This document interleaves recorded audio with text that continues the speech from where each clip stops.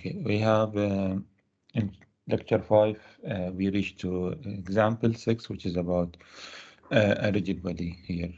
Okay, so what we did is to obtain the equation of motion.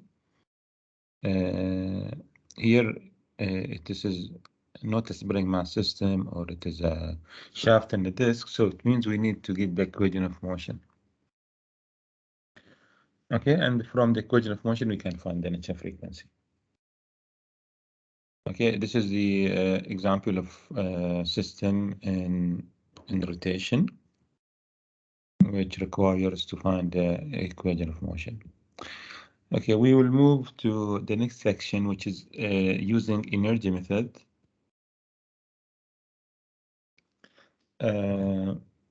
This method can be applied if the system is conservative, or this is applied for a conservative system, which is undamped. A conservative system should be a system that consists of conservative forces, and if the system is undamped, okay, and the forces are conservative, then we have conservative system. Okay, the conservative system, it means that the energy will be always constant. Energy at any time is the same. That is the conservation system, or conservative system. So if, as you did in dynamics, that if the system involves a friction, then the system is not conservative, because the work done by friction depends on the path of the motion. Okay, so far what we did, all the system we covered or we studied are conservative, like the spring mass system. There is no dissipation of energy, there is no friction, there is no damper, and also the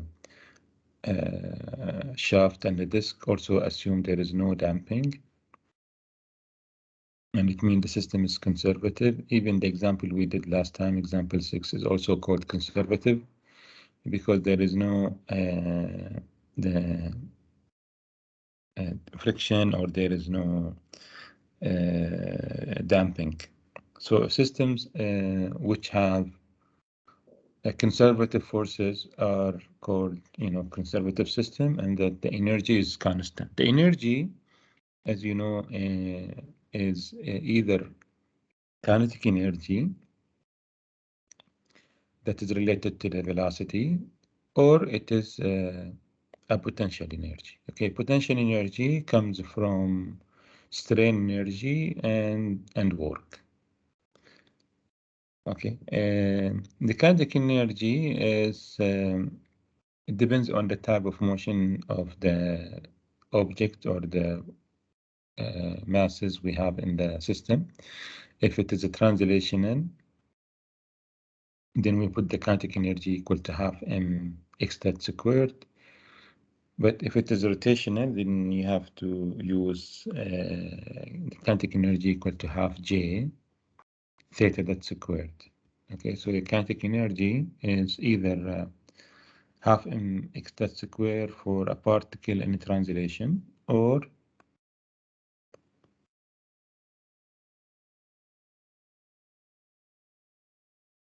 it is kinetic energy is half j theta that square for a particle in, or for an object in rotation.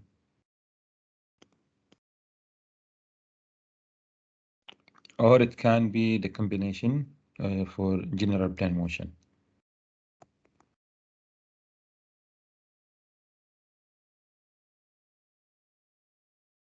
Okay, this is for translation and rotation, which we called it general plane motion. Okay. The potential energy, if this is for spring, half kx squared. K is the stiffness of the spring, and the spring is linear, so it is half kx squared. or it is equal to half, okay, half kt theta squared if you have torsional spring. And plus work, you can add work to the potential energy to get the total potential energy. What is the conservation of energy? It's T plus U equal to constant. That's the total energy is constant at any time. So T is the kinetic energy plus U, which is the potential energy. Those are the two energies we have, and equal to constant. Okay, this equal to constant, it means at any time, as you can do with the pendulum. In pendulum, you can take extreme point and the lower point, and then, okay, you can find the kinetic energy, potential energy at extreme, and find the kinetic energy and potential energy at the lower point in the pendulum, and then they will be equal. Okay, so with this t plus u equal to constant, you can take the derivative with time for both sides, and then the derivative of the constant with time will be 0. So this will be the right-hand side of the equation. When you take the derivative, both sides will be 0. And what we get from this equation, this will enable us to find the equation of motion.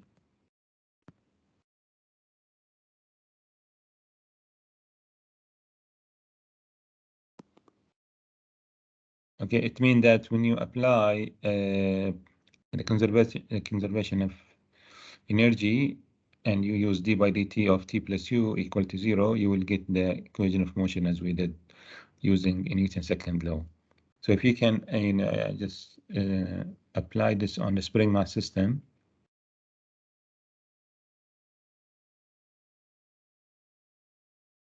Okay, we know that with the Newton's second law, that the equation is mx double dot plus kx equal to 0 for free vibration, right? And x is measured from equilibrium. Okay, now let's see if we can get the same thing from conservation of energy. So we have kinetic energy is T equal to 1 over 2 mx dot squared, and the potential energy is 1 over 2 kx squared. Okay, then d by dt of t plus u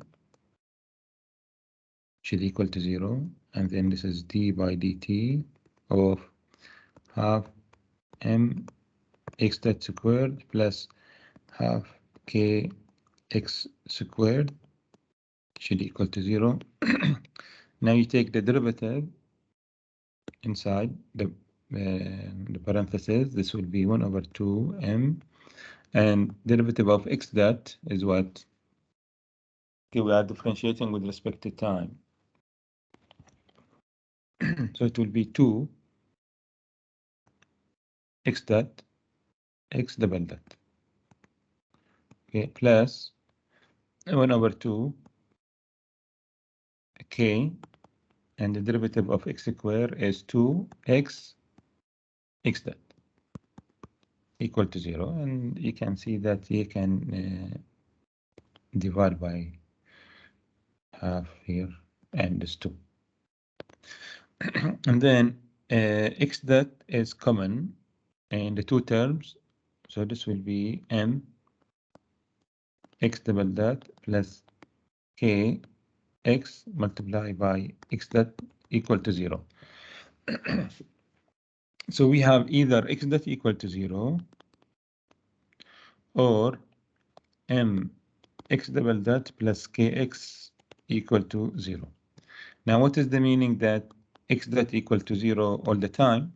This means velocity is 0 for all time, or this is satisfied for all time. So in this case, there is no vibration.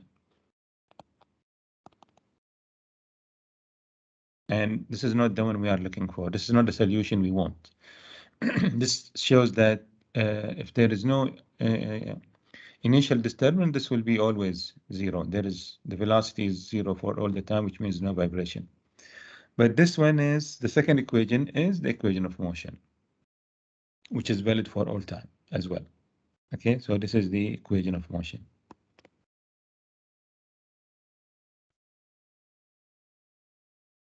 Which is same as what we obtain using the Newton's second law. Okay, we get the same equation, but in a different approach. Okay, the approach is different. You can add also here. I directly jump to the additional energy. There is a spring force and there is the weight, which will cancel out from equilibrium. Okay, so just to make the save time, I didn't consider the weight or the work done by gravity, and also the spring force. Okay, just to save time. We know that they will cancel out. So there is, if the the potential energy, the spring force is not just kx, it is kx plus k delta, and the total force in the spring in vibration is k delta plus kx.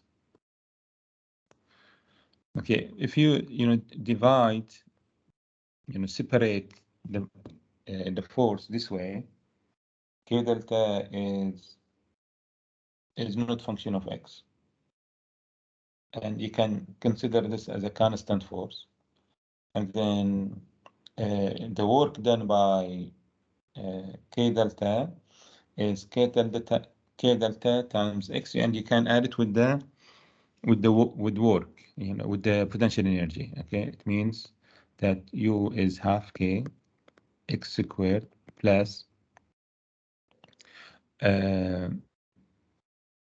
this will be minus k delta times x plus the weight times x. Okay, so this is the work. But when you take x common, k delta and w will be zero. Okay, this is why I didn't add it. Okay, so it is half k x squared plus w minus k delta times x. And we know that w minus k delta is zero from equilibrium. It is only half k x squared.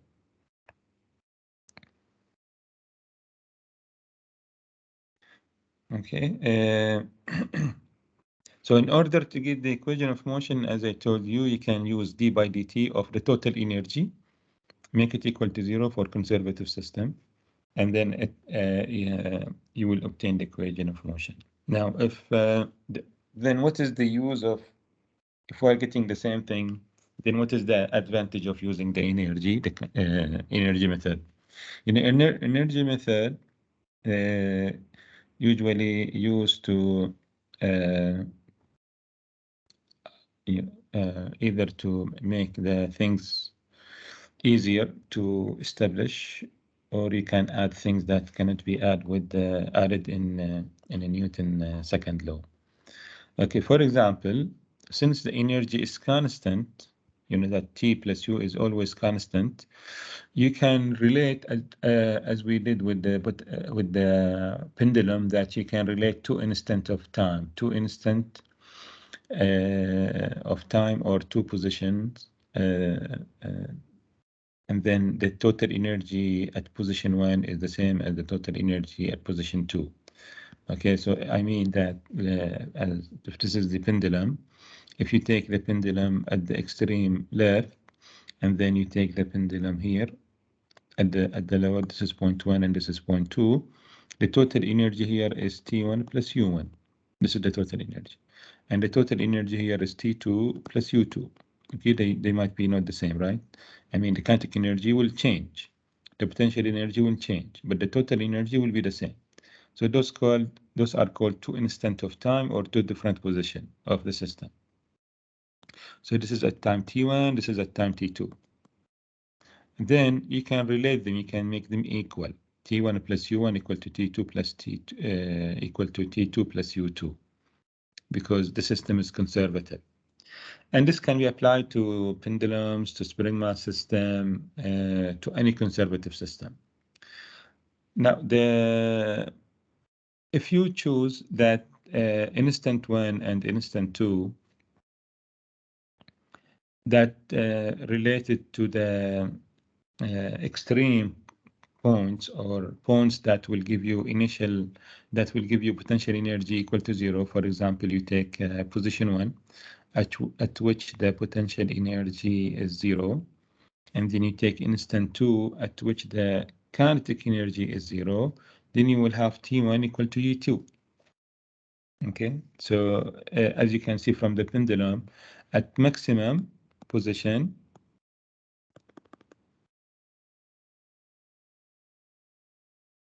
that kinetic energy is 0. Okay, so let me just switch those points. This is number 1, the same, this is number 2.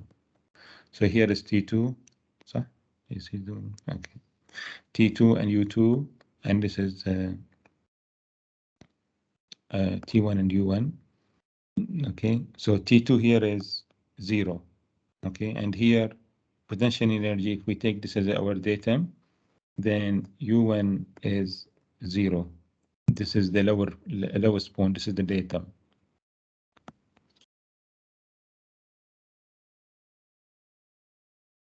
Okay, then at the datum, the potential energy is 0 because this is mg. Potential energy is equal to mgy, and y is measured from point 1, which is 0 here, and this is why u1 is 0. Then you can have T1 plus U1 equal to T2 plus U2 will reduce to T1 equal to U2.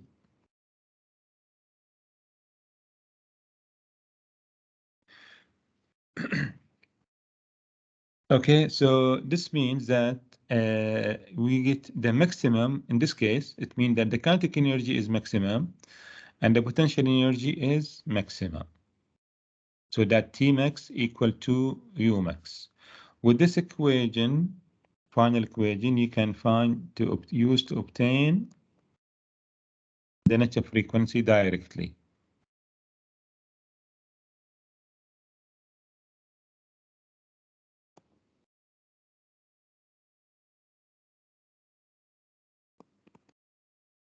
Okay.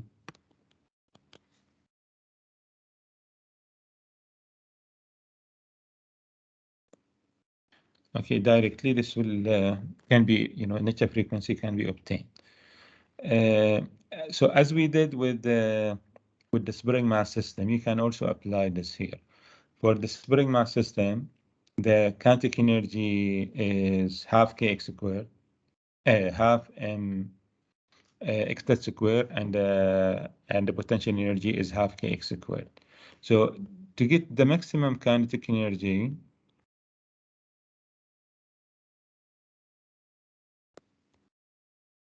okay, to get the maximum kinetic energy, you will use T max equal to U max.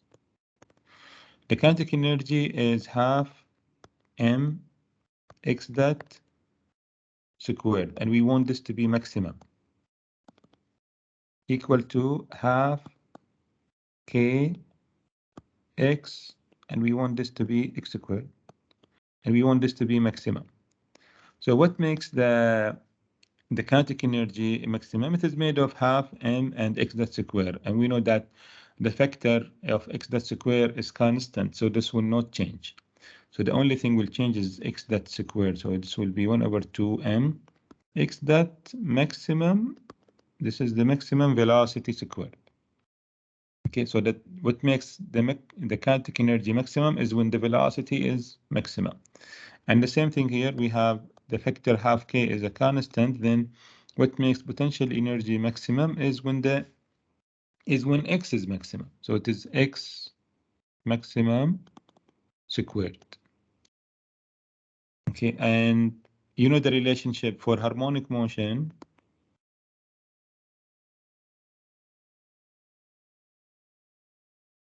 We know that x dot maximum equal to A, which is the amplitude, times x times omega n. Okay. And the maximum x, which is the maximum position for harmonic motion, let me start with x, then we write x. So the maximum position is A when you have sine wave.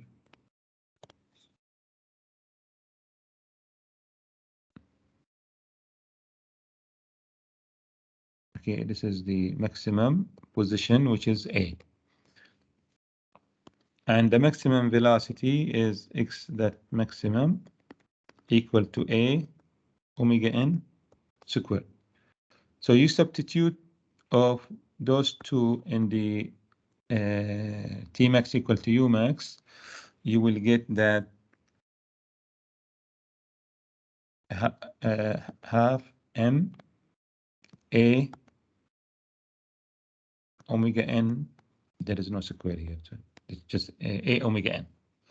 Okay, so A omega n all squared, because this is the maximum velocity, equal to half k, and this is A, which is the maximum x, is squared. Okay, so this will 1 over 2 cancel out with 1 over 2, and A squared cancel with A squared, and then you get that omega n equal to square root of k over m. Okay, without going through the differential equation. Okay, remember what we did in the previous sections, that when you apply the in Newton's second law, you need to get the equation of motion, and then from the final form of the differential equation, you can observe the an expression for the nature frequency, and this will save you time to not to go through the differential equation. Is obtained by using the T max equal to U max. This is the one of the advantages of using the energy method. Okay, let's see another example. Sample 7. Determine the natural frequency of the system shown below. Natural frequency. So you can, do apply the Newton's second law, or you can apply energy method. And in energy method, there are two approaches. Either you find the equation of motion, or you directly find the natural frequency. Okay, so we will go step by step. With before adding, this is a system that consists of a pulley of double radii, of two radii. We have R1, which is inner radius, and R2, which is outer radius. The spring is horizontal, but it has the other end of the spring is wrapped around the pulley, the outer diameter, and on the inner diameter there is a rope that is connected to a mass. So if you have only the pulley,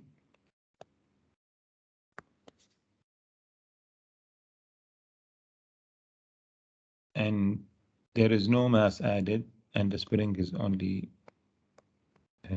added to the outer diameter, the spring force here is 0, right? Because there is no forces, or the mass is not added on the pulley. So there is 0 spring force. But when you add the mass, okay, slowly, it will take an equilibrium position, right? So the spring force equal to some K times delta. I'm not going to call it delta. If this is R2, this will be R2 times theta 0. Okay, R2 for when if you have a pulley, okay, and it is, you draw a line here, a reference mark. Okay, if this is rotation, it means this reference mark will go an angle theta. So this arc length is S equal to R theta. This is the arc length. So the arc length here that goes to, that make the system in equilibrium, let's call it R2 theta, 0. That is the arc length, and it is a distance, the same amount of stretch of the spring. Okay, it is a constant, just spring force, Fs. Okay, so let's just call it that. For equilibrium, it is spring force is equal to Fs equal to F0 only. Okay, some constant. And also the weight is mg. There is mg here. Now, the reason I'm doing this, you can draw the free body diagram for equilibrium, and you will see that there is an equilibrium equation when you take moment about the pivot O, then sum of moment about O equal to 0 for equilibrium.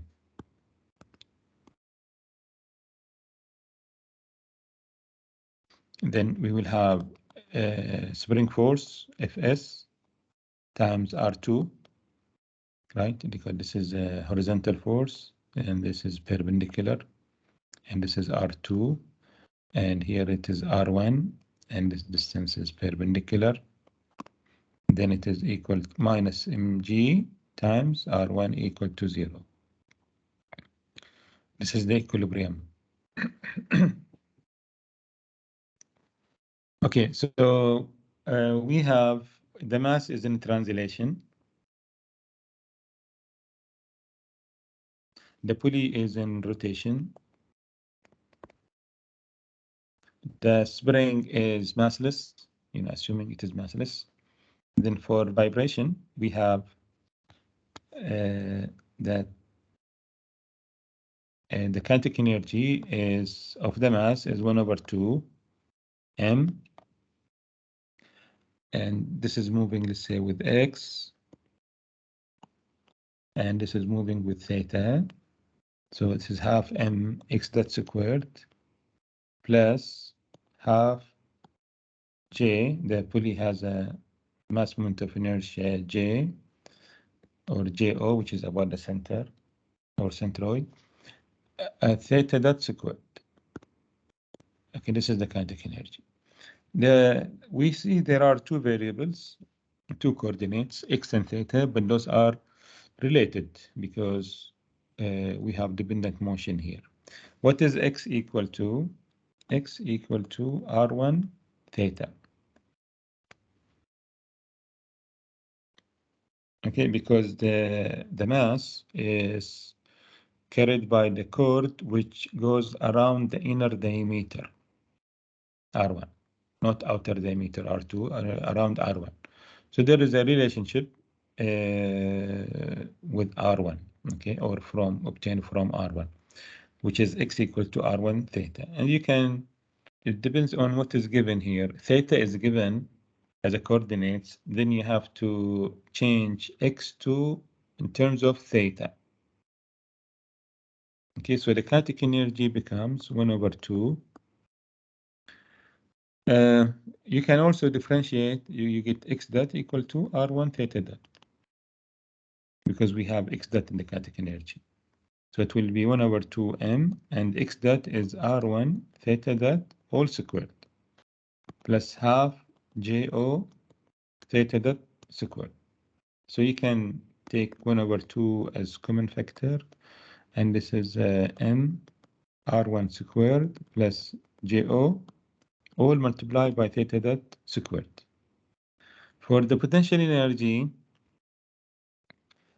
which comes from strain energy of the spring, and the work done by the weight mg and the initial force in the spring. Okay, so I called it Fs, which is let's say F0 here for equilibrium.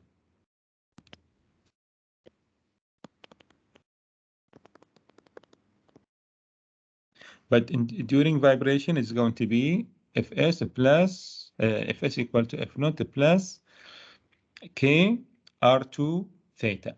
Okay, this for vibration, the spring force will be two parts.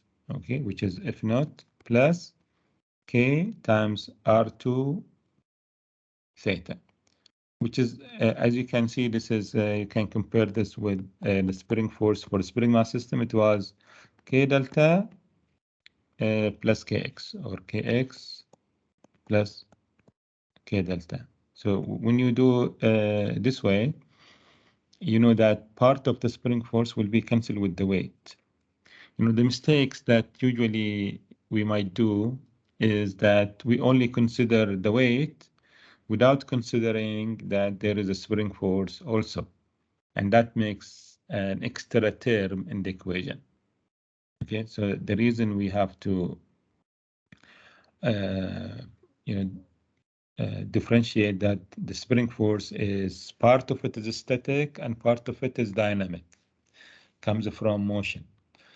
Okay, and this is why that mg will cancel out. Okay, so for the potential energy, you will use it is half k, k for the dynamical part, which is half k R2 theta squared. Okay, plus the work done by the spring force at equilibrium, which is F naught times the distance. The distance is the same thing. It is R2 theta. Okay, this work is negative because the spring force is to the left. You know, F naught is in this direction, and mg is downward, right?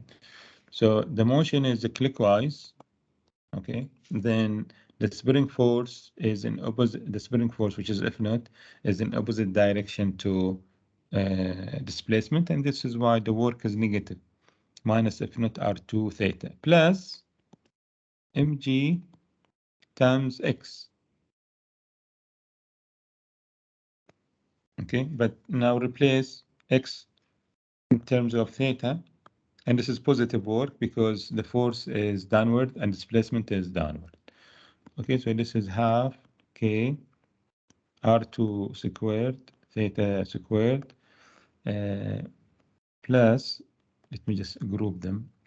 This will be, okay, before that, minus F naught R2 theta plus mg, and we said that x is equal to R1 theta. So you can take theta common in the last two terms, and this will be 1 over 2k R2 squared theta squared plus mg R1 minus F naught R2 multiplied by theta, which is the equilibrium equation. Okay, this equation is same as the equilibrium equation, equal to 0. Okay, so this part equal to 0, and then the potential energy is only half k R2 squared theta squared. Then to find the nature frequency, you can use that T max equal to U max. Okay, again, the maximum energy is when theta that is maximum, so it is half m R1 square plus JO. Okay, theta maximum or theta that maximum squared, which is the maximum velocity, maximum angular velocity. Okay, that is square equal to maximum potential energy is 1 over 2 k R2 squared, and what makes potential energy maximum is when theta is maximum.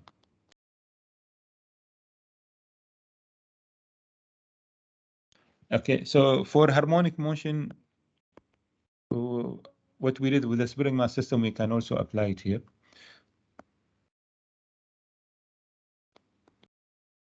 Okay, this is the theta maximum is the amplitude, is the peak value of the amplitude, but this is a radian. Huh? And theta, that maximum is a omega n.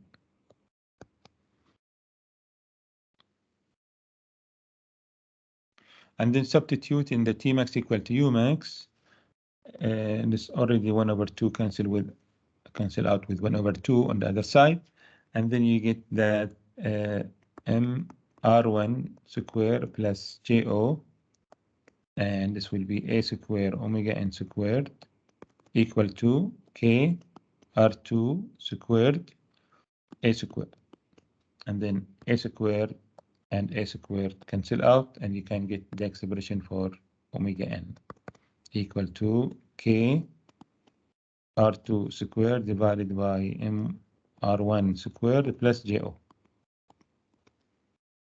under square root.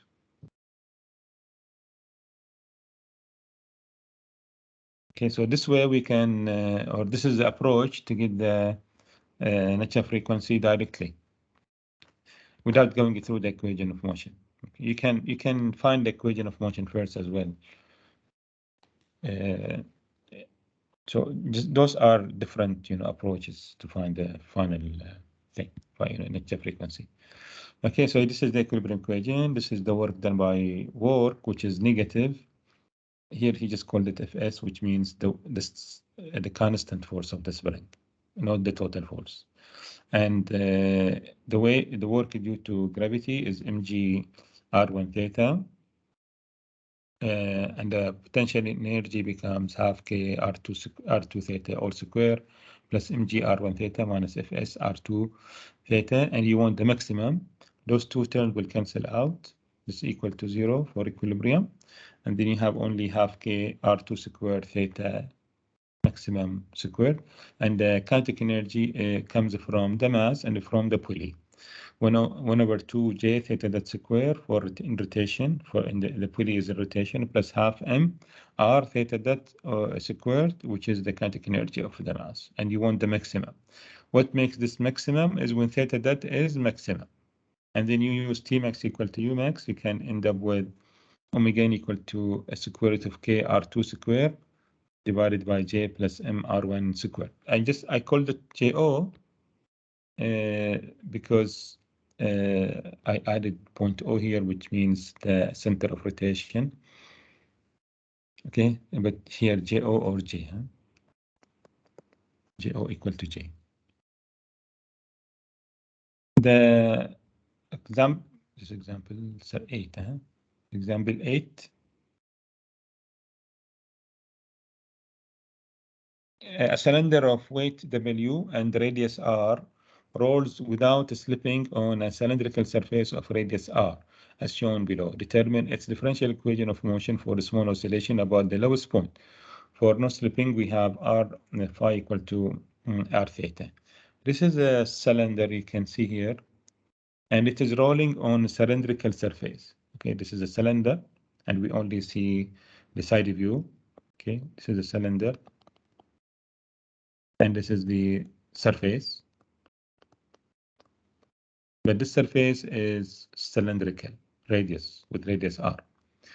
Now, when you put the cylinder on the surface, this will oscillate.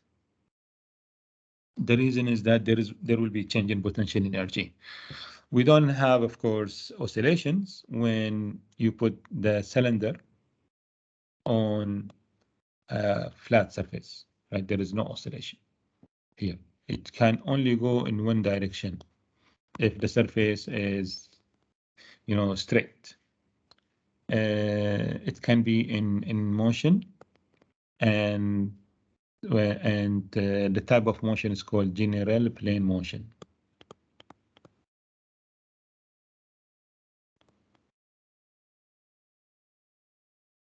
which means that the center of gravity is moving in rectilinear motion along a straight line, while the cylinder is in rotation. So there are rotation plus translation.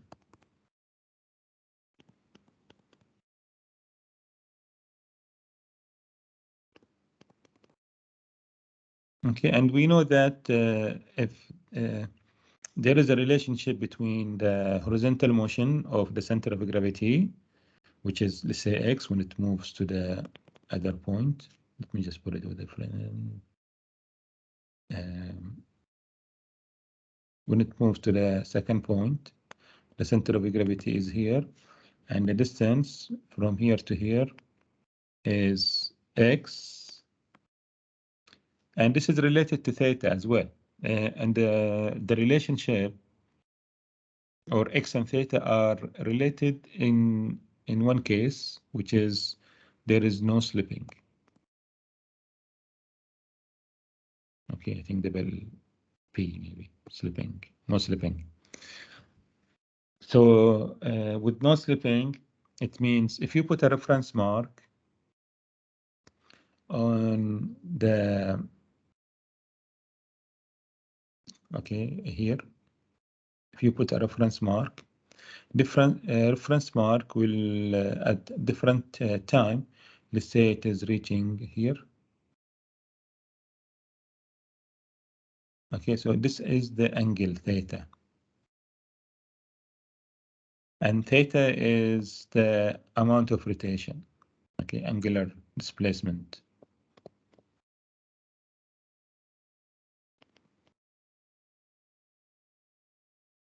Of the cylinder on the flat surface. Okay, it is measured with the vertical line. You know, here theta is 0 at this position because the reference mark is on the center line, on the vertical center line. Okay, so if I add here, then the reference mark is on the center line, theta is 0. Here the center line is still vertical, right? We don't change the center line. It's the vertical center line is the reference line or datum from which we measure the rotation of the cylinder. So this is the green line. I put it as a reference mark on the cylinder. And the amount of rotation is how much the reference mark is making with the datum line, which is the center line. This is the theta. Okay, this arc length here we have is obtained from the sector. This arc length is S. Okay, so S equal to, from the reference from the arc length, is equal to R. This is the radius R, is R times theta. It is also equal to X. Okay, and this is the dependent motion we obtain, that X equal to R theta.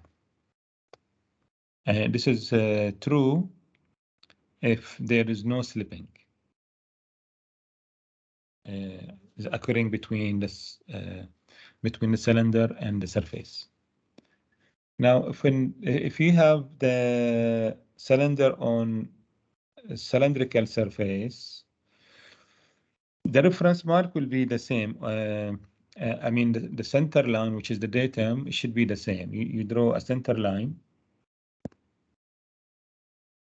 here at, this is at 0.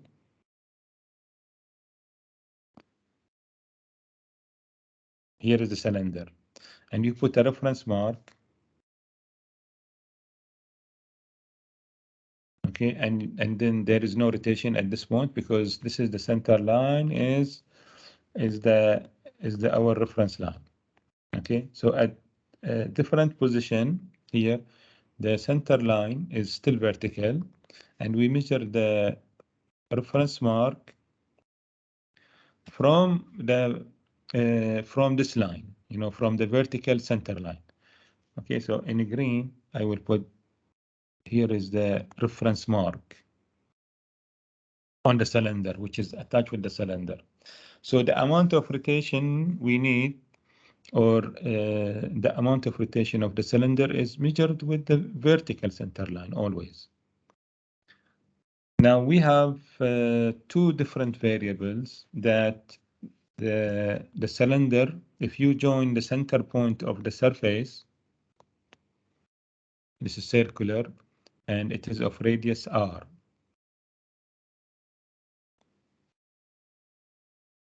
Okay, and you join this with the center of the cylinder. This makes an angle theta with our with the position, equilibrium position theta. So even if it moves, the cylinder moves to the other side. Okay, this angle is always measured from the equilibrium position theta. Okay, that is the line joining the center point of the surface to the center point of the cylinder. Okay, so that is theta. And phi is the contact point of the cylinder with the surface to the reference mark. Because this makes an arc or a sector. Okay, this makes a sector from which you can find this angle. Okay, so this distance is S equal to R times phi, which is also equal to, we don't have X here, right? This is not horizontal. So this S is also the same on the surface. So it is equal to R times theta, because there is another sector here.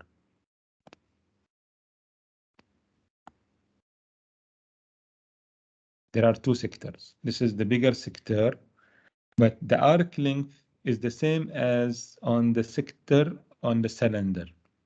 So they are equal. And this is true for no slipping.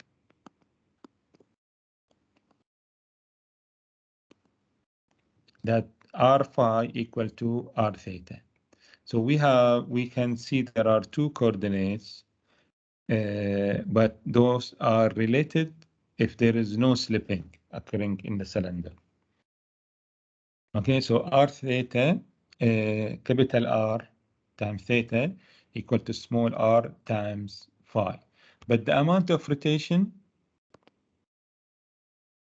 in the cylinder not equal to theta, and it is not equal to phi. According to the definition of rotation, we measure with the vertical center line. You measure the reference mark with the datum vertical center line. That is the rotation in the cylinder. So rotation in the cylinder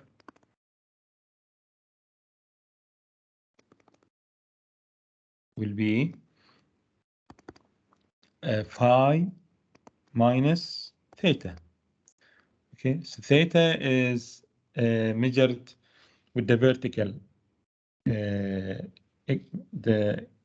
equilibrium, the center line at equilibrium position, which is this is theta.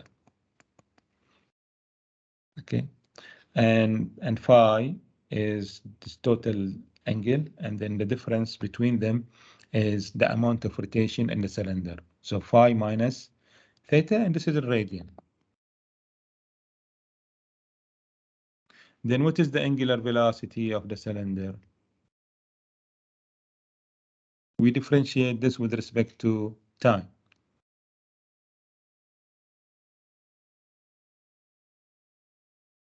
Is equal to phi dot minus theta dot. This is the angular velocity. Okay, so we will, I think time is over, and we will continue, inshallah, this example next time. Okay. Questions? Doctor, when quiz? Mathematics. Say it again. When will we have our quiz? First quiz, I will announce this week when we are going to have. Most probably next week. Oh, okay, thank you. Yeah, welcome. Okay, see you.